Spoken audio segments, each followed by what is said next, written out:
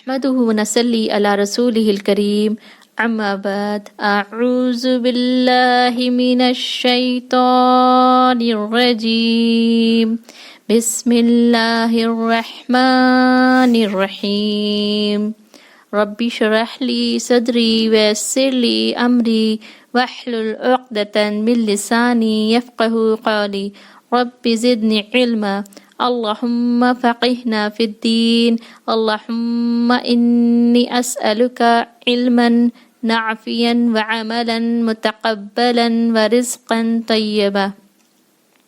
اور سبھی پیاری میری بہنیں کیسی ہیں؟ الحمدللہ سبھی بہنیں اپنے گھروں میں اللہ کی حفظ و امان میں ہوں گی، اور اللہ تعالی ہم سب کو کہ اس قرآن کے سفر کو اللہ تعالیٰ آسان عطا فرمائے، اللہ ہمارے وقت اور ہماری عمر میں برکت عطا فرمائے۔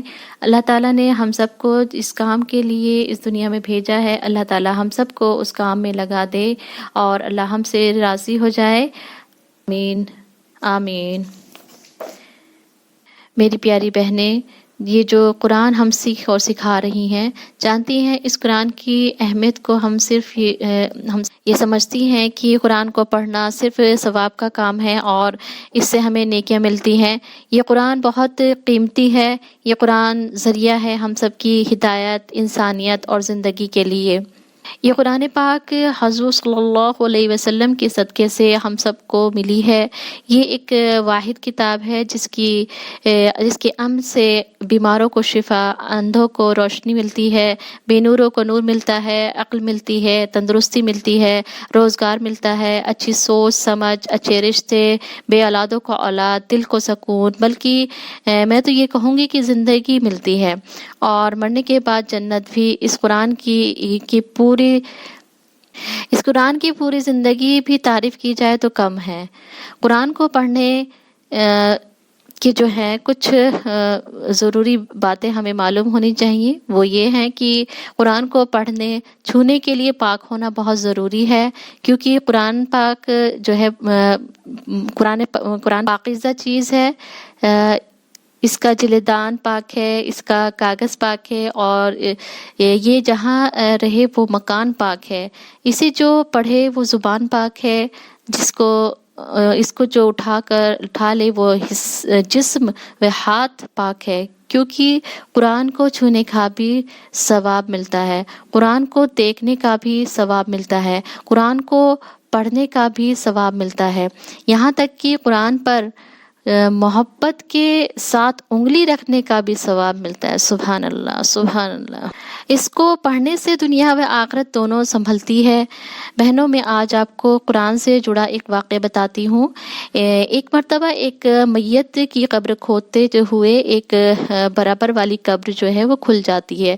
لوگوں نے دیکھا کہ قبر میں روشنی اور کفن بھی میلا نہیں ہوا ہے، اور وہاں گلاب اگے ہوئے ہیں۔ سبحان اللہ۔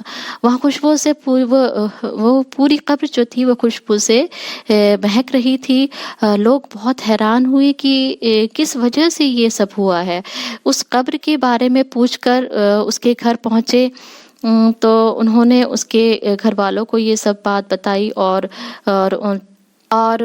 انہوں نے ان کا ایسا کیا عمل تھا جس کی وجہ سے ان کی قبر روشن ہو گئی۔ ان کی بیوی نے کہا کہ میرے شوہر ایک دیہاتی ان پڑھ شخص تھے، ان کا ایسا کوئی عمل مجھے نہیں نظر آتا، لیکن ہاں مجھے ایک بات یاد ہے کہ قرآن مجید تو انہیں یاد نہیں تھا، نہ ہی انہوں نے کبھی اسے پڑھا تھا، لیکن اس کتاب سے انہیں بہت ہی زیادہ محبت تھی۔ وہ صبح جب نماز پڑھنے جاتے وہاں جو ہے وہ دیکھتے تھے کہ لوگ قرآن مجید کھول کر پڑھ رہے ہیں۔ انہیں بہت دکھ ہوتا تھا کہ میں بھی قرآن پڑھ رہا ہوتا تو مجھے بھی یہ برکت نصیب ہوتی۔ اس کے بعد وہ جو تھے واپس آتے اور گھر پر رکھے قرآن پاک کو اٹھاتے اور کھولتے اور ایک ایک لفظ پر انگلی پھیرتے اور روتے روتے ہوئے بولتے، مالک مجھے بھی بتائیے کیا لکھا ہے، لیکن جو کچھ بھی لکھا ہے سچ لکھا ہے۔ پھر نیچے لائن پر آتے اور پھر بولتے مجھے بھی بتائیے یہ کیا لکھا ہے، یہ میری بدقسمتی ہے کہ میں نہیں جانتا، پر جو کچھ بھی لکھا ہے سچ لکھا ہے۔ یہ تو کلام ہے۔ اور وہ انگلیاں پھرتے جاتے اور بولتے جاتے، مالک یہ بھی حق ہے اور یہ بھی حق ہے۔ تو آج ان کی قبر میں اجالے ہیں۔ سبحان اللہ، اس قرآن کی محبت کی وجہ سے، سبحان اللہ۔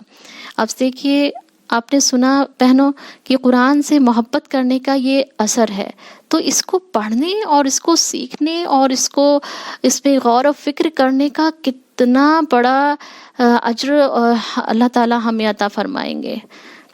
وہی کہا گیا ہے کہ اگر ہم قرآن کے اندر خوب غور و فکر اور اس کے ایک ایک الفاظ کو جب ہم اتنے ٹھہر کر پڑھیں گے اور سنبھل کر پڑھیں گے تاکہ کہیں ہمارے سے کوئی غلطی نہ ہو جائے، تو پھر دیکھیے کہ اللہ تعالیٰ ہمارے لیے اجر کا کیا عالم ہوگا اس وقت ہمارے لیے، کہ ایک انگلی پھیرنے والے کے لیے اللہ تعالیٰ نے قبر کو روشن کر دیا، تو کیا اللہ ہماری محنت کے بعد ہمارے لیے کیا ذریعہ بہترین نہ کر دیں گے ہمارے لیے، ہے نا۔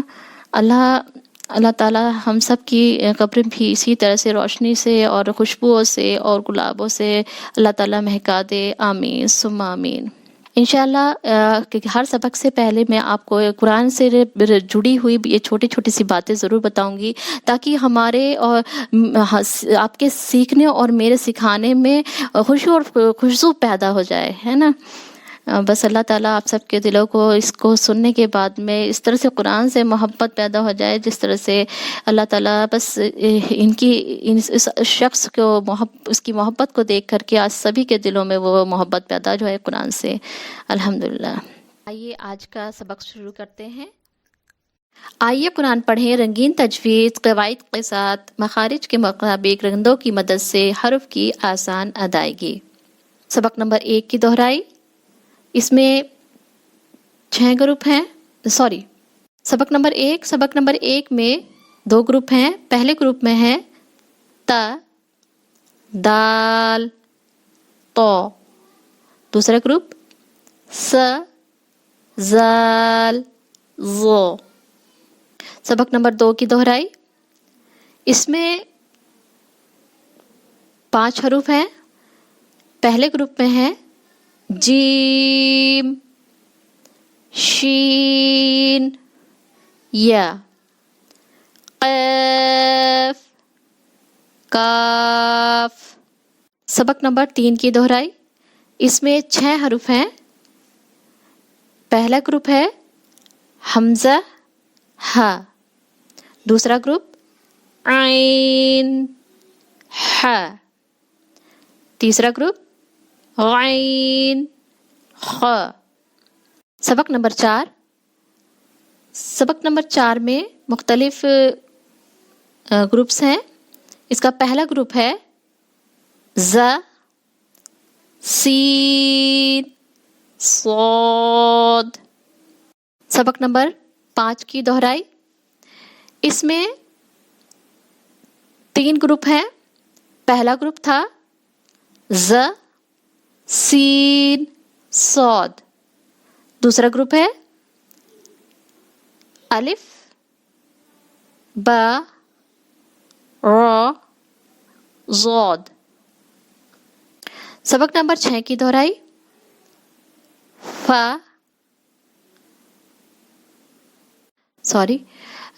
یہاں سے ہمارا لیسن نمبر 8 شروع ہوتا ہے، سبق نمبر 6 جو آج کا سبق ہے۔ اس میں جو ہے 5 حرف ہیں۔ سب سے پہلا حرف ہے فا، فا، فا۔ لام، لام، لام۔ میم، میم، میم۔ نون، نون، نون۔ واو، واو، واو۔ پہلا حرف ہے فا۔ فا جو ہے وہ ثنایا اولیاء کا کنارہ ثنایا اور یہ پتہ ہی آپ کو سامنے کے دو دانتوں کو کہا جاتا ہے کا کنارہ نیچے والے ہونٹ کے گیلے حصے یعنی ہونٹ کا جو اندرونی حصہ ہوتا ہے اس سے لگے تو ادا ہوتا ہے۔ پکچر کی مدد سے ہم دیکھ سکتے ہیں کہ دیے گئے نشان سے اس کو بخوبی سمجھا جا سکتا ہے۔ اب اس پکچر کے مطابق ہم اس کی مشق کرتے ہیں۔ فا فا فا۔ اگلا حرف ہے لام۔ زبان کا کنارہ جب ثنایا، رباعی، انیاب کو ناب بھی کہتے ہیں اور زواحق اس کو زواحق بھی کہتے ہیں کہ دائیں یا بائیں مسوڑوں سے لگے تو یہ حرف ادا ہوتا ہے۔ ثنایا اور رباعی تو ہم جانتے ہی ہیں۔ انیاب جو ہے وہ رباعی کے دائیں بائیں اوپر نیچے جو 4 نوکیلے دانت ہوتے ہیں انہیں کہتے ہیں، اور زواحق انیاب کے دائیں بائیں اوپر نیچے جو 4 تاڑیں ہوتی ہیں انہیں زواحق کہا جاتا ہے۔ آئیے اب اس پکچر کی مدد سے ہم دیکھتے ہیں کہ زبان کا کنارہ کس طرح سے ثنایا، رباعی، انیاب اور زواحق کے دائیں بائیں یا بائیں مسوڑوں دائیں یا بائیں مسوڑوں سے لگے تو لام کی آواز نکلتی ہے۔ اب اس پکچر کی مدد سے اس کی مشق کرتے ہیں۔ لام لام لام۔ لام کو ہم کھینچ کر پڑھیں گے۔ اگلا حرف ہے میم۔ میم دونوں ہونٹوں کے خشک یعنی سوکھے حصے ملنے سے ادا ہوتا ہے۔ آئیے پکچر کی مدد سے ہم دیکھتے ہیں کہ کس طرح سے دونوں ہونٹوں کے خشک حصے ملتے ہیں تو میم کی ادائیگی ہوتی ہے۔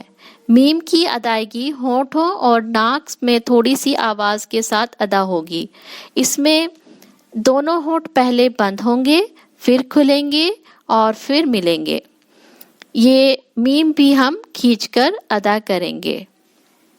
دیے گئے نشان کے مطابق ہم اس پکچر کی مدد سے اس کی پریکٹس کرتے ہیں۔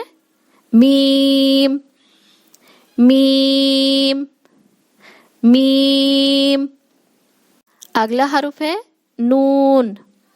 زبان کا کنارہ ثنایا، رباعی اور انیاب کے مسوڑوں سے لگے تو نون کی آواز نکلتی ہے۔ دیے گئی پکچر میں ہم دیکھ سکتے ہیں کہ کس طرح زبان کا کنارہ ثنایا، رباعی اور انیاب کے مسوڑوں سے لگے تو نون کی آواز نکلتی ہے۔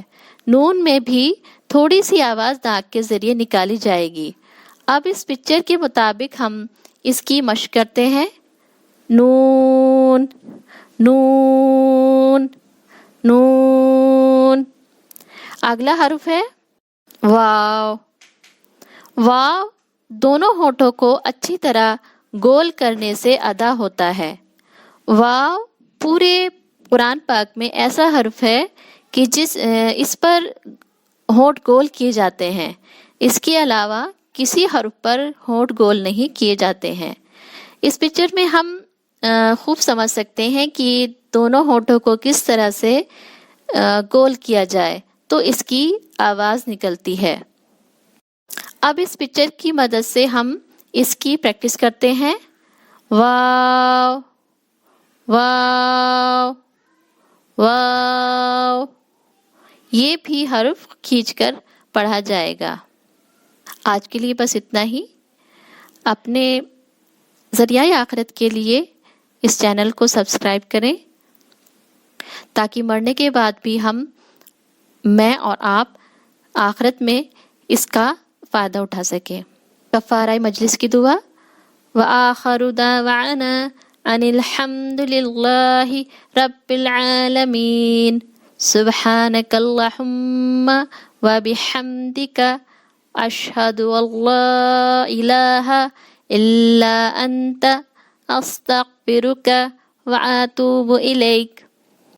اللهم نفعنا بما علمتنا وعلمنا ما ينفعنا وزدنا علما. اللهم إني أعوذ بك من علم لا ينفع ومن قلب لا يخشع ومن نفس لا تشبع ومن دعوة لا يستجاب لها.